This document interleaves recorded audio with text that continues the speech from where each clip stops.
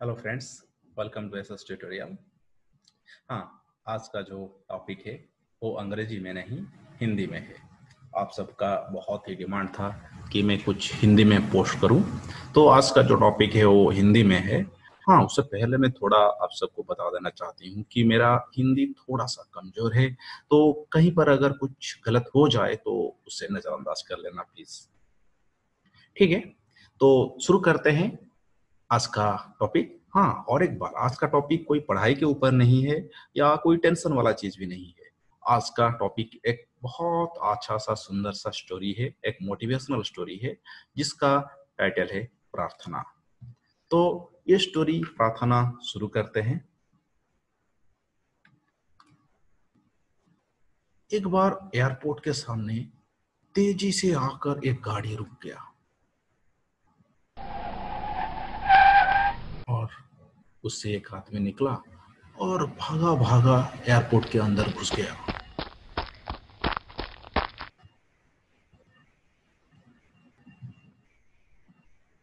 जहाज उड़ने के लिए तैयार था। उसे किसी कार्यक्रम में पहुंचना था जो खास उसके लिए आयोजित की जा रही थी। वह अपने सीट पर बैठा और जहाज उड़ने के लिए शुरू हो गया।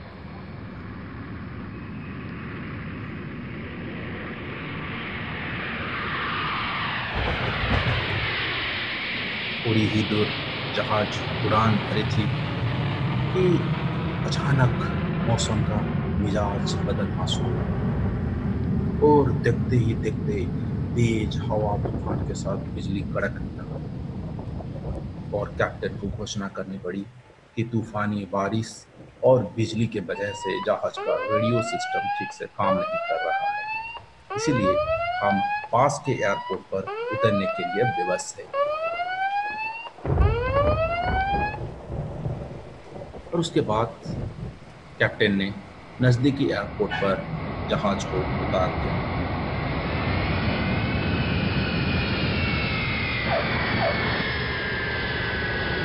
जहाज उतरते ही वो बाहर निकला और भागा भागा कैप्टन के पास आया और उससे शिकायत करने लगा कि उसका हर एक मिनट कितना कीमती है। उसी तरह बहुत आर्गुमेंट करने लगा कैप्टन के साथ। उसी समय उसके नजदीक खड़ा और एक पैसेंजर उसको पहचान लिया और बोला, अरे आप तो डॉक्टर पटनायक हैं। तो उसने चौंकते हुए पूछा, अरे आप मुझे जानते हैं? जी सर, आपको कौन नहीं जानते हैं, आप इस देश का सबसे बड़ा नामवर डॉक्टर है, आपको तो सब कोई जानते हैं।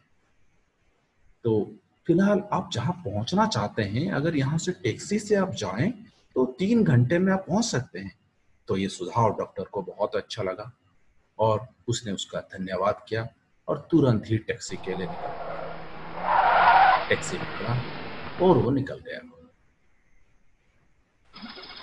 जाते जाते उसको घना जंगल देकर पार होना पड़ा और तुरंत ही उसके बाद देखते देखते मौसम का मिजाज बहुत ही खराब होने लगा और वो भी आंधी तूफानी बारिश और कड़कती हुई बिजली। ऐसा लग रहा था कोई उससे गाड़ी चलाने से रोक रहा है, कोई उसको चाहता है, कोई अनजान ताकत उसको खींच रहा है कि तुम उस जगह मत जाओ, और कोई उसको रोक रहा है, वहां नहीं जाने दे रहा है। और इस तूफानी बारिश में गाड़ी चलाते चलाते अचानक उसको ड्राइवर को पता चला कि वो रास्ता भटक चुका है और उसने बताया, साहब हम रास्ता भटक चुके हैं और इस रात को अंधेरे घने जंगल में हम और कहीं जा नहीं सकते। उसके पास और कुछ चारा नहीं था। वो गाड़ी से उतरा और देखा दूर एक छोटा सा कुटिया दिखाई दे रहा है जिससे थोड़ा सा रोशनी आ रहा है। इस अंधेरे बारिश तूफानी जंगल में वही गनीमत होकर वो उस घर के दरवाजे के पास पहुंच गया और दरवाजा खटखटाने लगा और अंदर से दरवाजा खटखटाते ही अंदर से आवाज आया, जो कोई भी है अंदर आ जाइए, दरवाजा खुला है। और वो अंदर घुस गया। अंदर देखा एक बुढ़िया आसन बिछाए भगवत गीता पढ़ रही थी। उसने कहा, माँ जी, अगर आज्ञा हो तो आपका फोन उपयोग कर। बुढ़िया मुस्कुराई और बोली, बेटा, कौन सा फोन? यहाँ ना बिजली है ना फोन, लेकिन तुम बैठो, मैं तुम्हें चरणामृत देता हूँ, पी लो, थकान मिट जाएगी। और ये कुछ फल है, खा लो, आगे की यात्रा के लिए कुछ शक्ति आ जाएगी। उस बुढ़िया का स्वभाव उस डॉक्टर को बहुत ही अच्छा लगा और उसने माँ जी से प्रार्थना की, माँ जी, आपकी स्वभाव और व्यवहार से ने मुझ पर जादू कर दिया है।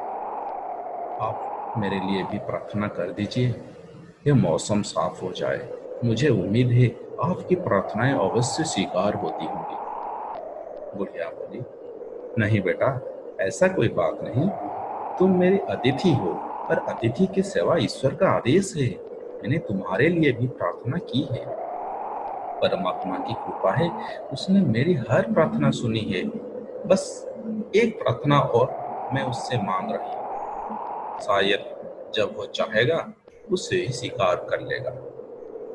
बुढ़िया बोली, देखते हैं ये बंसी वाला कब मेरा पुकार सुनता है। डॉक्टर ने चौंकते हुए पूछा, कौन सी प्रार्थना?